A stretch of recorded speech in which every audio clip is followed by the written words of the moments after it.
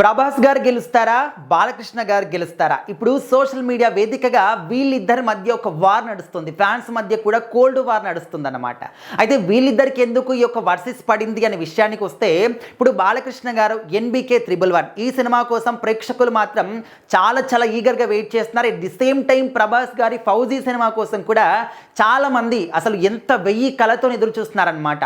And రీసెంట్గా fauji cinema నుంచి poster కూడా వచ్చింది. ఆ పోస్టర్లో ప్రభాస్ గారిని చూస్తే ఏంటన్నా ఈ రక్తపాతము, రక్తంతో స్నానం చేసావా ఏంటి అని చెప్పేసి అసలు ఘోరంగా వైబైపోయారు ఒక ఫోటోకి. జస్ట్ ఆ ఫోటోని వితిన్ మినిట్స్లో వైరల్ అయిపోయింది, ట్రెండింగ్ అయిపోయింది అన్నమాట. సో ఆ విధంగా ప్రభాస్ గారి నుంచి ఒక సినిమా వస్తుంది అంటే ప్రేక్షకులు మాత్రం చాలా ఈగర్గా వెయిట్ చేస్తూ ఉంటారు. అంత గొప్ప అనుభూతి ప్రభాస్ గారి సినిమాలు ఇస్తూ ఉంటాయి. అండ్ నార్మల్ టాక్ వచ్చినప్పటికీ కూడా ఆ సినిమాకు పెట్టినటువంటి అమౌంట్ డబుల్ రెండింతలు ఆల్రెడీ వచ్చేస్తుంది అనమాట.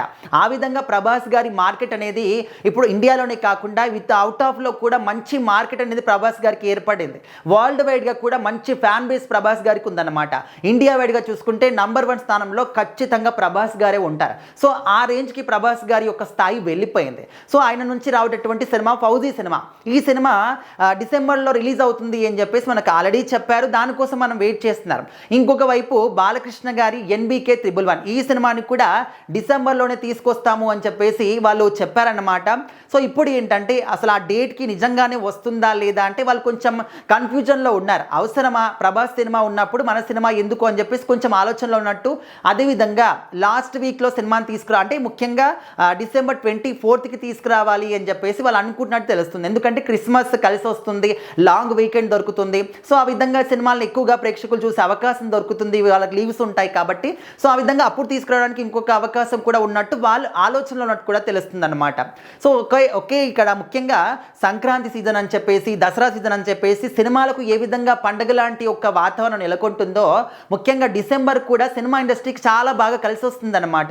ఈ విధంగా లాంగ్ వీకెండ్ కలిసి రావడం కానీ, అందరూ కూడా లాస్ట్ మంత్ కాబట్టి ఎంజాయ్ చేయడానికి ప్రిఫరెన్స్ ఇస్తారు కాబట్టి ఆ విధంగా అందరూ కూడా సినిమాలు చూస్తారు అని చెప్పేసి చిన్న సినిమా కానీ పెద్ద సినిమా కానీ దాన్ని రిలీజ్ చేసుకోవడానికి డిసెంబర్ చాలా మంచి లక్కీ మంత్ అని చెప్పేసి సినిమా వాళ్ళు అనుకుంటూ ఉంటారు.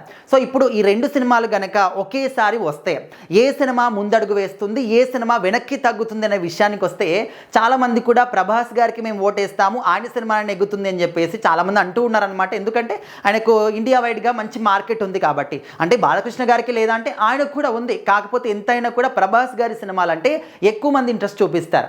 సో మరి మీ దృష్టిలో ఏముంది? ఒకవేళ ఈ 2 సినిమాలు NBK 111 ఫౌజీ 2 ఒకేసారి వస్తే మీరు ఏ సినిమా మీద ఎక్కువగా ఇంట్రెస్ట్ చూపిస్తారనేది కూడా ఖచ్చితంగా కామెంట్ చేయండి.